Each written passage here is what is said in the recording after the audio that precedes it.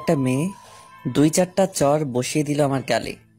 আমি উপরে তাকানোর আগেই মেয়েটা আমাকে বলতে শুরু করলো, সুন্দরী মেয়ে দেখলে শরীর ঠিক থাকে না? শরীরে হাত দিতে ইচ্ছে করে? মেয়েদেরকে তো ইফটিজিং ভালোই করস। বাসায় মা বোন নাই নাকি? মা বোন থাকলে তো আর বাইরে মেয়েদের সাথে ইফটিজিং করতি না। কিভাবে যে এই লুচ্চাগুলো ভার্সিটিতে চান্স পায় আল্লাহ ভালো জানেন। এক নিঃশ্বাসে কথাগুলো বলে থামলো মেয়েটা। আমি এতক্ষণে সামনে তাকাতেই ক্রাশ খেলাম মেয়েটার উপর। কিন্তু আমি মেয়েটার কথাগুলো কানে না নিয়ে দেখতে লাগলাম মেয়েটার সৌন্দর্যকে। যদিও মেয়েটার কথাগুলো শুনে ইচ্ছা করছিল 2-4টা চর মেরে হাত পা ভেঙে দেই, কিন্তু তা করলাম না। শুধু মনে মনে বললাম, পরে মজা বুঝতে পারবি সোনা, কার শরীরে হাত দিছো তুমি। তবে এর আগেও অনেককেই মেডিকেলে পাঠিয়ে দিছিলাম। আসলে কি হয়েছিল শুনেন। মূল ঘটনা, আজকে আমার প্রথম ভার্সিটিতে আসা। আমি খুবই স্বাভাবিক ও সাধারণভাবেই ভার্সিটিতে আসলাম, কিন্তু সমস্যা হলো আমি মাথা নিচু করে গেট দিয়ে ঢুকতেছিলাম, এমন সময় একটা মেয়ে নিজ ইচ্ছায় এসে আমার সাথে ধাক্কা খেয়ে আমাকে, উপরে যা পড়েছেন তাই বারবার বলা যাবে না, কারণ আমার তো মান সম্মান আছে তাই না। ভালো করে মেয়েটার পুরো শরীর একবার দেখে মাথার মেমোরিতে কপি করে রেখে দিলাম। তারপর আমি কোনো কথা না বলেই ওখান থেকে চলে আসলাম আর আমার ক্লাসরুম খুঁজতে লাগলাম। অবশেষে পেয়ে গেলাম আমার ক্লাসরুম। আমার নাম পলক, এবার অনার্স প্রথম বর্ষে পড়ুয়া এক ছাত্র।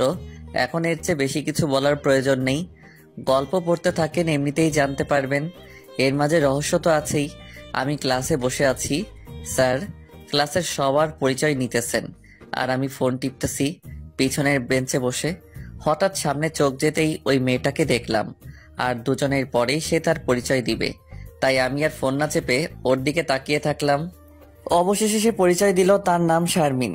বাসা ভার্সিটির পাশে বলতে হয়। বাবা বিদেশ থাকে আর মা বাসায় থাকেন। আর শারমিনের কোনো ভাই বোন নেই। একটু শুনেই আমি আবারও ফোন চাপতে শুরু করলাম। আমি ভালো ছাত্র নাকি খারাপ তা আমি বললাম না, আপনারা এমনিতেই জানবেন। নিজের প্রশংসা নিজে না করাই ভালো। তবে আমি সবচেয়ে পিছনের বেঞ্চে বসতে পছন্দ করি, কারণ আমি স্বাধীনতা পছন্দ করি সব সময়। কয়েকটা ক্লাস করার পরে বুঝতে পারলাম যে শারমিনকে সকল স্যার ম্যাডাম চিনে, আর ছাত্রী হিসেবেও বোঝা যাচ্ছে ভালো। তাই কিছু বলার বা কিছু করার আগে সাবধানতা অবলম্বন করতে হবে। আমি ক্লাস থেকে বাইরে তাকিয়ে দেখলাম রাজীব ভাই মাঠে দাঁড়িয়ে আছে। রাজীব ভাই আমার থেকে 1 ইয়ার সিনিয়র। আমি রাজীব ভাইয়ের কাছে যেতেই সে বলল, কি পলক, এখানে যে কবে আসছো ঢাকায়, আর আমাদেরকে বলনি কেন? আমি বললাম, এই তো কালকে আসছি, আজকে ভর্তি হলাম। কেমন আছেন? ভালোই। তবে তুমি আসবা এখানে আর আমাদের বললা না? এমন সময় শারমিনও ক্লাসরুম থেকে বের হয়। আমি শারমিনকে দেখিয়ে বললাম, ভাই ওই মেয়েটাকে চিনেন? আচ্ছা, তুমি ভাই ভাই করছো কেন?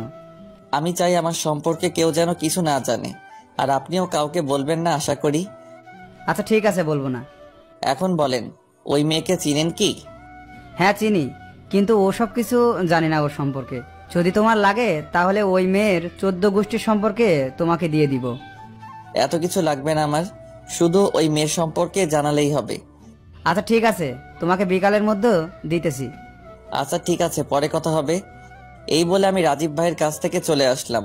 টিফিন টাইম শেষ করে আমার ক্লাসরুমে ঢুকতে যাব, এমন সময় কে যেন আমার পায়ে বাধা দেয়, আঘাত করে। ক্লাসে যারা ছিল সবাই ভাবছিল আমি হয়তো সামনের দিকে পড়ে যাব, কিন্তু আমি পড়ে না গিয়ে ফ্লোরে হাত দিয়ে বুক ডাউন দিলাম। এতে সবাই অবাকই হলো। কেউ ভাবতেই পারেনি যে আমার মতো আনস্মার্ট একটা ছেলে এভাবে বুক ডাউন দিবে। এতে অনেকে হাততালিও দিল।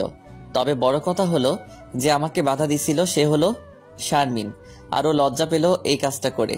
আমি উঠে শারমিনের কাছে যেতেই আবারও বলা শুরু করলো,